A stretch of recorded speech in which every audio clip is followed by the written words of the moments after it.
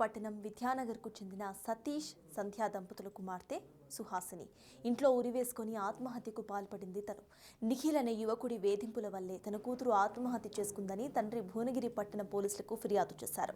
సతీష్ సంధ్యా దంపతుల కూతురు హాసిని హైదరాబాద్లో డిగ్రీ 2వ సంవత్సరం చదువుతోంది. అయితే కార్తీక పౌర్ణమి నాడు ఇంటికి వచ్చిన హాసిని ఇంట్లో ఎవరూ లేని సమయం చూసుకొని ఉరివేసుకొని ఆత్మహత్య చేసుకుంది. తనతో పాటు ఇంటర్ చదివిన నిఖిల్ అనే యువకుడు గత కొన్ని రోజులుగా వాట్సాప్, ఇన్స్టాగ్రామ్, స్నాప్చాట్లలో అసభ్యకరంగా మెసేజ్లు చేస్తూ వేధింపులకు గురి చేయడంతో వేధింపులు భరించలేక నిన్న రాత్రి ఉరివేసుకొని ఆత్మహత్య చేసుకుంది హాసిని. తమ కూతురి మృతికి కారణమైన నిఖిల్ని అదుపులోకి తీసుకునేంత వరకు పోస్ట్ మార్టం చేయడానికి వీలు లేదని తల్లిదండ్రులు పోలీసులకు తెలిపారు. అయితే ఈ ఘటనకు సంబంధించి తన పేరెంట్స్ అసలు ఏం మాట్లాడుతున్నారో ఇప్పుడు చూద్దాం.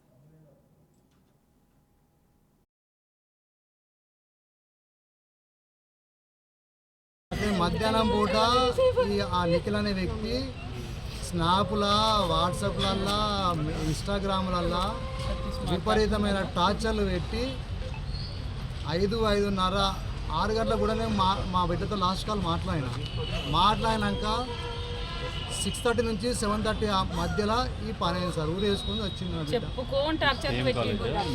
కాదు సార్. ఆ పర్సన్ అసలు సేమ్ కాలేజ్ కాదు. ఏమో ఇంటర్లో స్కూల్ ఫ్రెండ్ అంట. ఇంటర్లో మళ్ళీ మెసేజ్ చేసిండు. అప్పటి నుంచి అప్పుడప్పుడు మెసేజ్ చేసిండు. స్కూల్ ఫ్రెండ్ మమ్మీ అన్న లెక్క అన్నాక నాకు అనుమానం ఎందుకు వస్తుంది? ఇక వాడు ఏం టార్చర్ చేసిండు కానీ బూతులు సార్. నిన్న స్నాప్లో చూస్తే ఇట్లా ఎన్ని మాటలు సార్ చెప్పాను. అది ఎంత సున్నితమైందంటే మాట అంటే ఒక మాట ఎదురు అన్నది. మధ్య విద్యాసాగర్కు చెందిన దంపతుల కుమార్తె సుహాసిని ఇంట్లో ఉరివేసుకుని ఆత్మహత్య చేసుకుంది. దీనికి కారణం ఇటు ఇన్స్టా, స్నాప్చాట్లో ఒక అబ్బాయి వేధింపులుగా తెలుస్తోంది. ఇదే అంశంపై పూర్తి డీటెయిల్స్ను మా ప్రతినిధి పులారావు అందిస్తారు. పులారావు, చెప్పండి. ప్రజెంట్ మనం చూస్తే కంప్లీట్గా కూడా ఇటు సోషల్ మీడియా వేధింపుల కారణంగానే అటు ఆ అమ్మాయి యువత ఎవరైతే ఉన్నారో ఆత్మహత్య చేసుకున్నట్టు తెలుస్తోంది. అసలు అప్డేట్స్ ఏంటి? పట్టణంలో విద్యానగర్ చెందినటువంటి సతీష్ సంజల కుమార్తె హాసిని హైదరాబాద్ లో ఉంటూ డిగ్రీ 2వ సంవత్సరం చదువుతూ ఉండడం జరిగింది. అయితే తను భువనగిరిలో ఇంటర్మీడియట్ చేస్తున్న క్రమంలో అనిల్ అనే పర్సన్ కూడా ఆమెతో ఇంటర్మీడియట్ చేసినటువంటి పరిస్థితి ఉన్న సందర్భం అయితే ఉంది. సో ఇద్దరు కూడా ఇంటర్మీడియట్ కంప్లీట్ చేసిన తర్వాత హాసిని హైదరాబాద్ పై చదువు కోసం అంటే డిగ్రీ చదవడం కోసం అని చెప్పేసి హైదరాబాద్ చేరుకోవడం జరిగింది. సో ఆ సమయంలోనే ఇంటర్మీడియట్ లో ఉన్నటువంటి పరిచయం తోటి ఇతను తరచుగా కూడా హాసినికి ఫోన్ చేస్తూ అనేక రకమైనటువంటి వేదికలకు గురి చేశారని చెప్పేసి కూడా మనకు తెలియవస్తుంది. సో ఇదే సందర్భంలో అనేక సార్లు వేదికలకు గురైనప్పటికీ కూడా హాసిని మాత్రం ఈ విషయాన్ని మాత్రం ఇంట్లో చెప్పకుండా మాత్రం పూర్తి స్థాయిలో దాచిందని చెప్పవచ్చు. ఎందుకంటే ఇంట్లో ఇటువంటి విషయాలు తెలిస్తే తల్లిదండ్రులు ఏమన్నా ఇబ్బంది పడతారు, బాధపడతారన్న ఉద్దేశంతో పాటు హాసిని యొక్క విషయాన్ని మొత్తం కూడా తల్లిదండ్రులు కూడా చెప్పకుండా కూడా దాచిపెట్టిన పరిస్థితి ఉండడం జరిగింది. అయితే ఇదే అదునుగా చేసుకున్నటువంటి తను మాత్రము పూర్తి స్థాయిలో ఆమెకు అసభ్యకరమైనటువంటి మెసేజ్లు పెడుతూ అనేక రకమైనటువంటి ఇబ్బందులకు గురి చేసిన పరిస్థితి ఉండడం జరిగింది. సో ఈ విషయంలో మాత్రము హాసిని ఎన్నో రకాల వారించినప్పటికీ కూడా అతని నుంచి మాత్రము ఆ స్పందన అనేది రాకుండా ఉందని చెప్పవచ్చు. అయినప్పటికీ కూడా అసభ్యకరమైన మెసేజ్లు ముఖ్యంగా వాట్సాప్ లలో అదేవిధంగా ఇన్స్టాగ్రామ్స్ లలో పూర్తిగా మెసేజ్లు పెడుతూ హాసిని అనేక రకమైనటువంటి ఇబ్బందులకు గురి చేస్తూ ఉన్నాడు. సో ఇదే విషయానికి సంబంధించి హాసిని అనేక రకాలుగా మొదలుపట్టుకోవడం తెలుసు. సో ఆ విధంగా ఉన్న తర్వాత కార్తీక పౌర్ణమి రోజు భువనగిరికి చేరుకోవడం జరిగింది. భువనగిరికి చేరుకుని తన తల్లులతో గడిపింది. అదే రోజు ఇక ఆ సమయంలో హాసిని ఇక తన దగ్గర వేధింపులు అనేవి రోజు రోజుకి ఎక్కువ అవుతుండే వరకు తాను ఏం చేయలేని పరిస్థితుల్లో గచ్చతలు లేక ఉరివేసుకుని ఆత్మహత్య చేసుకోవడం జరిగింది. సో ఈ విషయం ఆ తల్లిదండ్రులకు తెలిసిన తర్వాత తల్లిదండ్రులు కూడా చాలా వాపోయారు. ఎందుకంటే తమ కుమార్తె మంచిగా చదువులో రాణిస్తుంది, అదేవిధంగా హైదరాబాద్ వెళ్ళేసి తను డిగ్రీ 2nd ఇయర్ చదువుతుంది. కానీ ఈ విషయాలు తమకు ఎప్పటికి కూడా చెప్పలేదు. చెప్పినట్లయితే మేము దీనికి సంబంధించి వేరే రకంగా చర్యలు తీసుకున్నాం. కానీ అది చేయకపోవడం వల్ల తమ కుమార్తెను పోగొట్టుకోవాల్సిన పరిస్థితి వచ్చిందని చెప్పేసి కూడా తల్లిదండ్రులు దుఃఖ సాగరంలో మునిగిపోయినటువంటి పరిస్థితి ఉంది. సో ఇదే సమయంలో మాత్రము ఆ తల్లిదండ్రులు మాత్రం ఈ విధంగా తమ కుమార్తెను అనేక రకాలైనటువంటి వేదికలు గుర్తు చేసినటువంటి అతను మాత్రం ఖచ్చితంగా శిక్షించాలి, అతనికి శిక్ష పడే వరకు కూడా తమ కుమార్తెకు పోస్ట్ మార్టం చేయడానికి వీల్లేదు అని చెప్పేసి కూడా పోలీసులతో చెప్పిన పరిస్థితి ఉంది. కాకపోతే ఈ సమయంలో మాత్రం పోలీసులు జోక్యం చేసుకొని తప్పనిసరిగా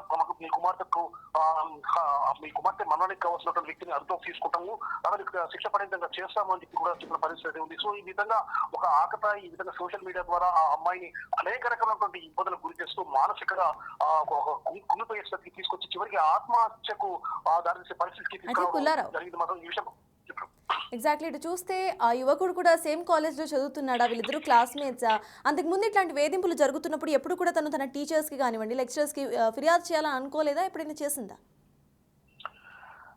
అతను తనతో పాటు ఇంటర్మీడియట్ అనేది భోగిలో చదివిన పరిస్థితి ఉంది. సో ఈ విధంగా ఇద్దరు కూడా ఇంటర్మీడియట్ లో ఒకే క్లాస్ ఫ్రెండ్స్.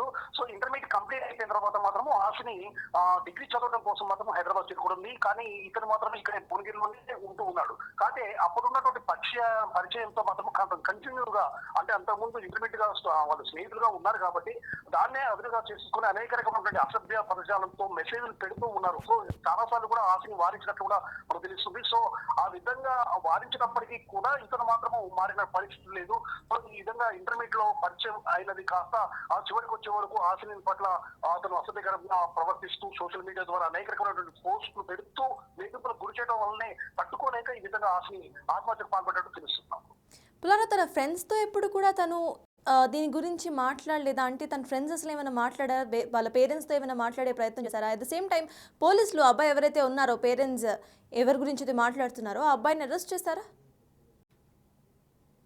సో ఈ విషయానికి సంబంధించి మాత్రం పోలీసులు మాత్రం చాలా సీరియస్ గా తీసుకున్నట్టు తెలుస్తుంది. ఎందుకంటే నిఖిల్ అనే పర్సన్ ఇంటర్మీడియట్ లో ఇతను పరిచయం అయ్యాడు, తమ కుమార్తెతో కలిసి చదువుకున్నాడు అని చెప్పేసి కూడా తల్లిదండ్రులు కూడా తెలుస్తుంది. సో ఇంటర్మీడియట్ లో పరిచయం కాస్త ఈ విధంగా తర్వాత ఇక్కడికి వెళ్ళిన తర్వాత డిగ్రీకి తను హైదరాబాద్ కోసం హైదరాబాద్ వెళ్ళి డిగ్రీ చదువుతున్న సమయంలో ఈ విధంగా వేధింపులు గురి చేస్తున్న విషయాన్ని మాత్రము ఆశని మాత్రం తల్లిదండ్రులకు చెప్పినట్టు కూడా మనకు తెలియట్లేదు. ఎందుకంటే తల్లిదండ్రులు చెప్పినట్టు కూడా వాళ్ళు కూడా ఎందుకంటే మాకు కూడా ఎప్పుడు చెప్పలేదు. చెప్పిన తప్పనిసరిగా ఈ విషయంపై దృష్టి సారించము, అవసరం అయితే పోలీస్ కంప్లైంట్ చేసైనా సరే ఈ విధంగా వేధింపులు జరగకుండా చేసేవాళ్ళు. కానీ తమ కూతురు తమ వద్ద ఈ విషయాన్ని దాచడం జరిగిందని కూడా చెప్పారు. ఎందుకంటే తాము ఎక్కడ బాధపడతామో అన్న ఉద్దేశంతో తమ కూతురు ఈ విధంగా దాచిపెట్టిందని చెప్పేసి కూడా వాళ్ళు వాపోతున్న పరిస్థితి ఉండడం జరిగింది. చివరికి ఆశని ఈ విషయానికి సంబంధించేసి అనేక మార్లు అంటే వాళ్ళ ఫ్రెండ్స్ దగ్గర కూడా చెప్పినట్లు మాత్రము ఏమాత్రం కూడా మనకు విషయం అయితే తెలియరాలేదు. ఎందుకంటే ఫ్రెండ్స్ దగ్గర కూడా ఈ విషయాన్ని చెప్పుకున్నట్లు కూడా మనకు తెలిసిన పరిస్థితి లేదు. కాకపోతే ఆశని మాత్రము తన యొక్క మనసులోనే ఈ విధంగా చాలా కుమిలిపోతున్నట్లు కూడా ఆమె ఆత్మహత్య చేసుకున్న విషయాన్ని బట్టి తెలుస్తుంది. ఎందుకంటే ఎప్పటి నుండో వేదికలు పూర్తి చేస్తున్నాడు. ఈ విధంగా వద్దని చెప్పేసి అతన్ని వారించినప్పటికీ కూడా అతని ప్రభుత్వంలో మాత్రం పూర్తి స్థాయి మార్పు రాకుండా ఉండడం జరిగింది. సో ఈ విధంగా వేదికలు అనేది కంటిన్యూ అవుతాయి. రోజు రోజుకి ఇంకా అసభ్యమైన పోస్టులు పెడుతూ పోతున్న వరకు ఈ యొక్క పోస్టులు ఈ విషయానికి సంబంధించి ఒక తల్లిదండ్రులు చెప్పి ఈ పోస్టుల విషయాలు తీసుకొచ్చినట్లయితే అంటే అంత అసభ్యంగా ఉన్నాయి ఆ పోస్టులు మనం అర్థం చేసుకోవచ్చు. సో ఆ విధంగా చూపించినట్లయితే తమ తల్లిదండ్రులు ఇంకా వేరే రకమైన మనోవేదనకు లోనవుతారు. అదేవిధంగా ఈ విషయం బయటపడ అంటే ఈ అసభ్య పదజాలను బయటకు పంపించినట్లయితే తనకు సంబంధించి కూడా పరువు ఏమైనా పోతుందన్న ఉద్దేశంతో కూడా ఆశని మాత్రం ఈ మొత్తం కూడా మనసులో పెట్టుకున్నట్లు మనకు తెలుస్తుంది. చివరికి నక్షత్రం లేక చివరికి కార్తీక పౌర్ణమి రోజు తన తల్లిదండ్రులతో గడిపి ఆ నైట్ తను ఉండేసుకుని మాత్రం ఆత్మహత్య చేసుకుంది. ఇక తన జీవితం వేస్ట్. ఎందుకంటే ఇక్కడ దగ్గర మాత్రం వేదికలు అనేది కంటిన్యూ ఇదే కొనసాగితే మాత్రము తన కుటుంబం పరువు పోతుందన్న ఉద్దేశంతో ఆశని ఆత్మహత్యకు పాల్పడ్డట్టు కూడా తెలుస్తుంది. Right, thank you Pullarao.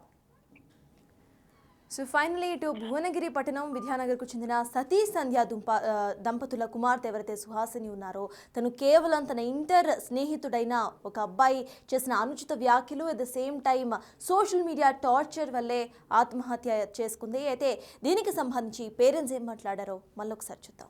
మధ్యాహ్నం పూట ఆ నిఖిల్ అనే వ్యక్తి స్నాప్లా, వాట్సాప్లల్లా, ఇన్స్టాగ్రామ్లల్లా విపరీతమైన టార్చర్లు పెట్టి 5:30, 6 గంటలకు కూడా మా బిడ్డతో లాస్ట్ కాల్ మాట్లాడినాక 6:30 నుంచి 7:30 మధ్యలో ఈ పని అయింది సార్. ఊరు వేసుకుని వచ్చింది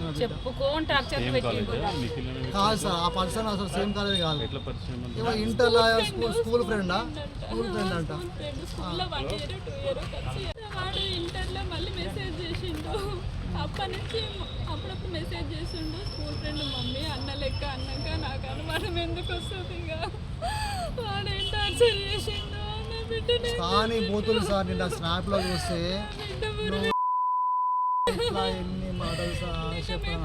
అది ఎంత సున్నితమైందంటే మాట అంటే ఒక మాట ఎదురు అన్నది.